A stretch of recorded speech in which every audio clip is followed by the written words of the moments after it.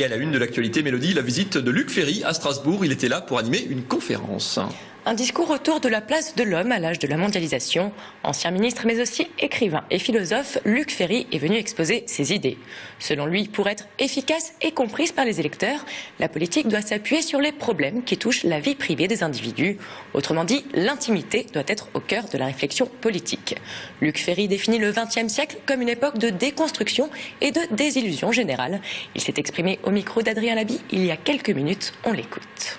La logique des sociétés capitalistes, des sociétés modernes, c'est la logique de l'innovation. C'est l'innovation qui tire la croissance. L'innovation nous a permis d'avoir des améliorations extraordinaires depuis le XVIIIe siècle. On vit 3 fois plus vieux qu'au XVIIIe siècle. Notre niveau de vie est 20 fois supérieur à celui de nos équivalents au temps des Lumières.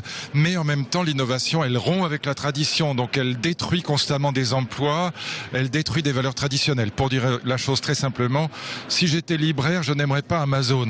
Et c'est le fond du problème aujourd'hui, c'est le traitement de l'humain dans cette logique d'innovation destructrice permanente. L'Alsace décroche au niveau de l'emploi. Plus de 3000 postes ont été supprimés l'année dernière dans la région. Des destructions d'emplois qui participent à l'augmentation du chômage. Face à ces chiffres, les initiatives se développent pour aider les Alsaciens. Exemple aujourd'hui avec une matinée emploi organisée par les villes d'Irklich et d'Oswald. Objectif, mettre en contact les demandeurs d'emploi et les entreprises à la recherche de personnel. Organisée en partenariat avec Pôle emploi, cette rencontre a attiré plusieurs dizaines de personnes. Réaction recueillie par Kim Minet. On cherche des collaborateurs, donc des employés serveurs ou cuisine. Et donc par rapport à un CV qu'on nous envoie, je préfère voir les personnes en face pour pouvoir discuter avec la personne et voir plus concrètement, pour avoir le côté humain en dehors du fait de juste avoir le CV, quoi. Les gens viennent, s'assoivent, on discute un petit peu, je regarde un peu leur parcours, leur CV. Je leur pose quelques questions pour voir un petit peu comment ils réagissent face à la pression, face aux questions, comment ils répondent. Et ça me donne une idée un petit peu de la personnalité de la personne, de ce qu'il a fait, de sa motivation et de son parcours. Ce qui lui donne un profil général, ce qui fait un petit plus au CV. Et après, je sélectionne ceux qui sont les meilleurs. Des personnes motivées, dynamiques, souriants, qui ont la motivation de vouloir travailler et principalement ça en fait. Et s'ils ont un peu d'expérience, c'est tant mieux, mais bon, s'ils n'ont pas, on peut toujours les former. Je suis venue pour trouver un emploi et en fait j'ai participé à des ateliers à la mairie d'Oswald et c'est comme ça que j'ai su qu'il allait avoir ce salon de l'emploi. J'ai déjà des entretiens pour la semaine prochaine. Donc voilà, ça s'est bien passé. Franchement, c'est bien, ça aide et il y a beaucoup d'employeurs, il y a beaucoup d'offres. Ça vaut le coup. La première séance plénière du nouveau conseil départemental du Haut-Rhin, c'était ce matin à Colmar. Les conseillers départementaux récemment élus se sont réunis autour de leur président, Éric Stroman. Ordre du jour, la mise en place des différentes commissions. Transport, environnement, solidarité, culture, autant de compétences qui ont été réparties. Leurs membres et présidents ont été désignés ce matin. Une étape nécessaire pour amorcer les travaux à venir. Émilie Jaffrat était sur place, regardez. On reprend le cadre existant. Ce qui est nouveau, c'est surtout la présence de nombreux nouveaux élus. C'est ça la nouveauté. Des commissions vont se mettre rapidement au travail. Je pense qu'il faut d'abord faire un petit état des lieux, ne serait-ce que pour les nouveaux, pour qu'ils comprennent le cadre de notre action, quel est le décor dans lequel ils évoluent, quels sont les moyens financiers dont ils disposent. Je pense que ça mettra quand même 1 mois, 2 mois pour fonctionner de manière efficace. Il faut que chacun apprenne quels sont les mécanismes, quel est le mode d'organisation de notre collectivité. Il y a toujours une complémentarité, que ce soit entre les hommes et les femmes, ça c'est vraiment important. Je suis présidente de la commission des finances. C'est vrai qu'il s'agit d'une de mes spécialités. C'est vraiment un secteur qui me passionne. Nous avons beaucoup de choses à faire, c'est vrai. Vous savez que la situation financière aujourd'hui des collectivités territoriales par rapport aux baisses de dotation de l'État, eh bien ces situations sont très difficiles. Donc nous aurons beaucoup de travail à réaliser avec les présidents des autres commissions, bien entendu sous la houlette du président du département et avec aussi les maires des collectivités. Premier dossier, c'est évidemment le budget a déjà été voté, donc je vais analyser le budget, analyser les possibilités évidemment de réduction de dépenses. Je ne voulais pas prendre contact directement avec le directeur des finances avant que cela soit officialisé, donc je viens de le voir là à l'instant et je lui ai dit dès cet après-midi nous nous mettons au travail. L'agence de développement touristique du Bas-Rhin présente chaque année de nouvelles actions. Pour la version 2015, la présentation se faisait aujourd'hui. Des actions destinées à mettre en valeur le patrimoine historique et culturel de l'Alsace, avec un focus cette année sur les châteaux forts. L'Alsace est une des régions d'Europe qui en compte le plus.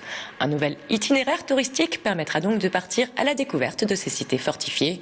Du château du Haut-Königsbourg au château de Kinsheim, en passant par le château du Landsberg, une trentaine d'étapes sont répertoriées.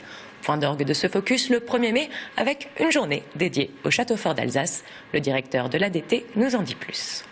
La marque Alsace Terre de Château est un mouvement que nous initions pour valoriser une thématique patrimoniale qui est singulière à la région Alsace dans la mesure où on dispose encore sur les 500 châteaux forts qui existaient sur notre territoire de 80 ruines visitables. Le mouvement que nous animons réunit à la fois les veilleurs de châteaux forts.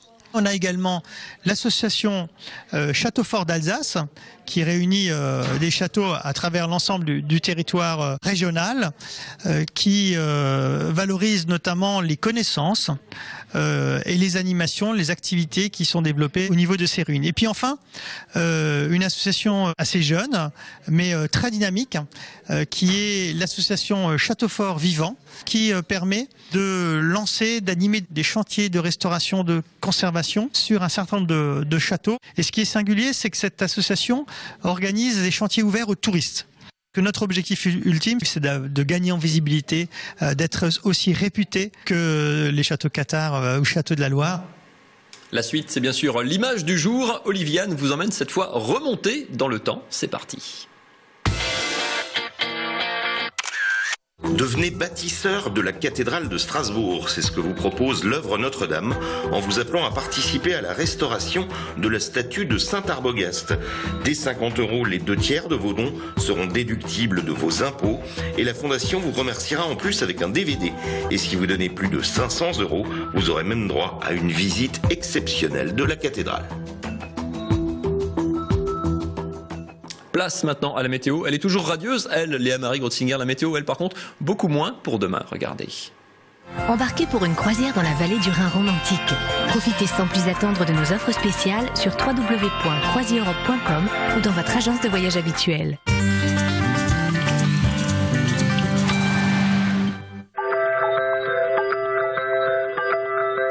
Bonsoir à tous, j'espère que vous avez eu le temps de faire le plein de soleil cette semaine parce que demain ce sera le retour de la pluie et on la retrouvera sur tout le pourtour du Rhin sans exception. Heureusement les températures seront plus agréables, comptez une moyenne de 12 degrés sur toute l'Alsace et le nord du Bade-Wurtemberg, 11 degrés à Fribourg et 10 degrés pour le canton de Bâle.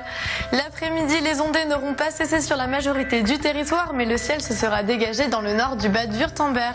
Les températures n'auront que légèrement augmenté, comptez 13 degrés sur la pointe nord de l'Alsace, 14 degrés à Strasbourg et 16 degrés pour le Haut-Rhin. Heureusement, le soleil va revenir en Alsace et sur tout l'ouest du Rhin.